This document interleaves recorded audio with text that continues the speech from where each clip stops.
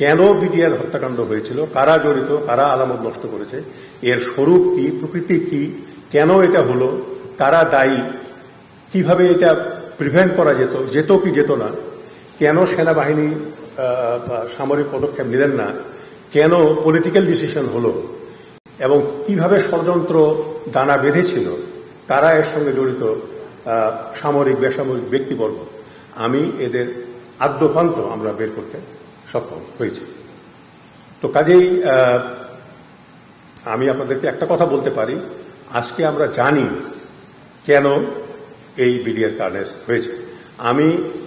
আমরা আজকে যে তদন্ত রিপোর্ট, আমরা চূড়ান্ত রিপোর্ট সাবমিট করলাম, এখানে আমরা সিকিউরিটি ক্লাসিফিকেশন আনক্লাস করেছি, মানে এটি কোনো সিকিউরিটি ক্লাসিফিকেশন আমরা দেইনি।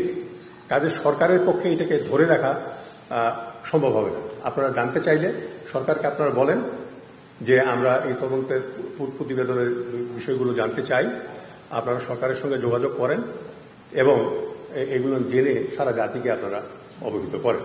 আমরা মোট সাক্ষী যাদের সাক্ষ্য গ্রহণ করছি 247 জন টোটাল সাক্ষী।